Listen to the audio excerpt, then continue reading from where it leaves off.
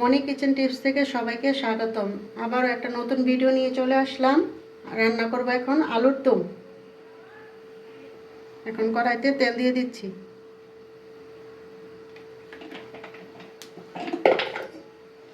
প্রথম আলু দিব,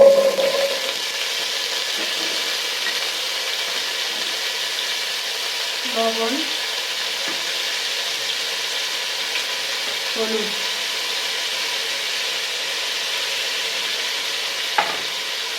এখন আমি আলুগুলি ভেজে নেব।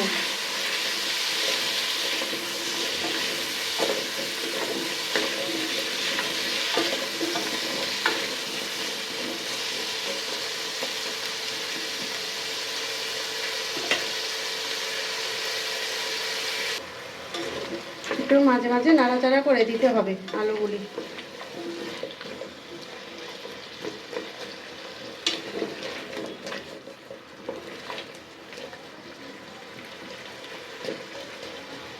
আমার আরেকটু ঢেকে দিই।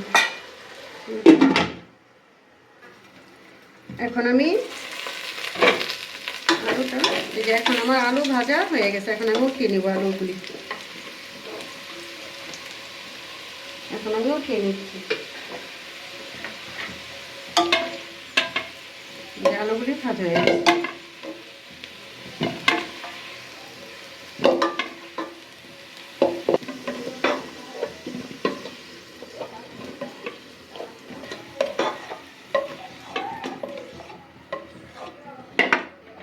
এখন আমি সামান্য কিছুটা তেল দিচ্ছি।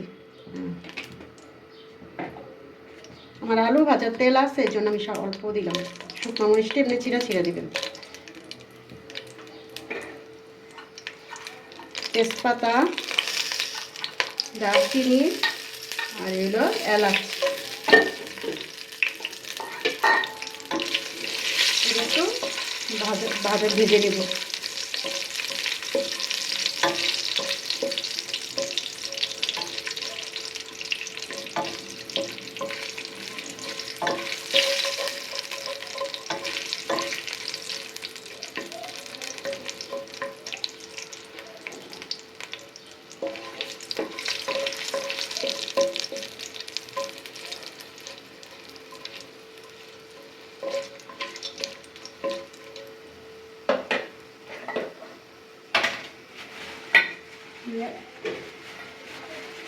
আমি এখন পেঁয়াজ কুচি দিয়ে দিচ্ছি।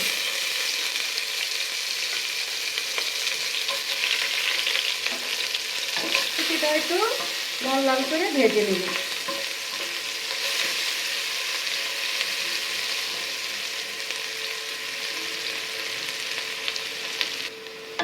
এখন আমার পেঁয়াজ ভাজাটা হয়ে গেছে।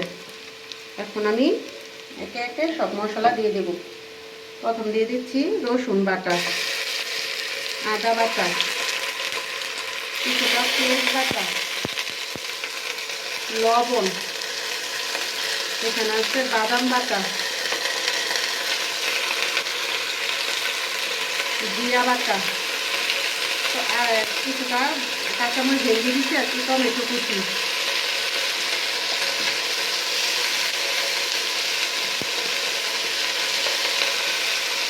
এখানে ধনিয়ার ছাঁচি, এখানে মরিচের ছাঁচি, মরিচের গুঁড়া,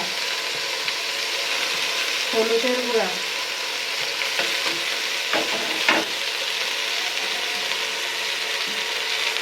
সামান্য কিছু জল দিয়ে দিলাম।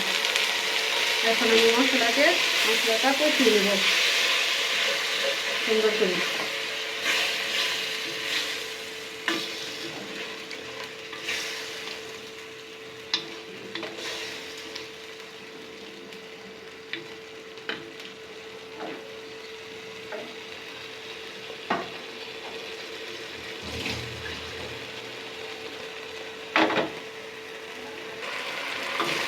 এখন আমার মশলাটা কষানো হয়ে গেছে। এখন আমি আলু ভাজাটা ভেজে রেখেছি সেটা দিয়ে দিচ্ছি।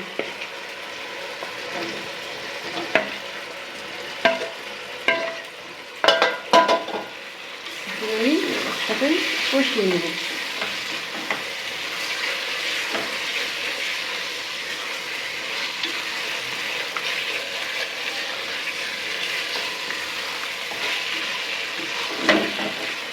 কিছুক্ষণ আরও ভালো করে কষিয়ে নিব।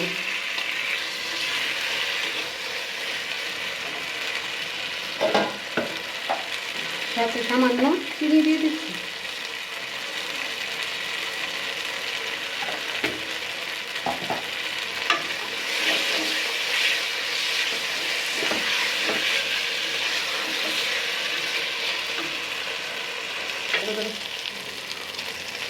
এখন আমার মাংসটা আলুর দম কষানো হয়ে গেছে।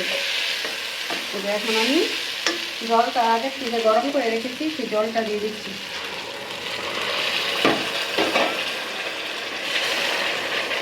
মানে আলুটা সিদ্ধ হইলে কষানো আর একটু হবে।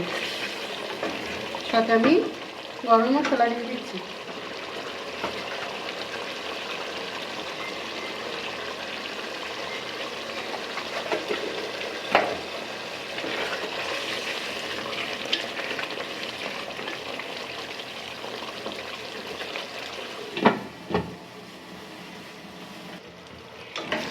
এখন আমার আলুর দম হয়ে গেছে। এখন আমি নামানোর আগে কিছুটা ধনিয়া পাতা দিয়ে দিচ্ছি। এখন কিছুক্ষণ করে মিশিয়ে নিচ্ছি ধনিয়া পাতাটা।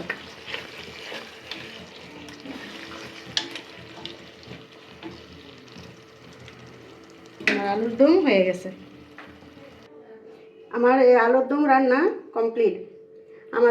আমাদের ভিডিও নতুন নতুন রান্না দেখতে চাইলে আমাদের চ্যানেলটি সাবস্ক্রাইব করে দিবেন।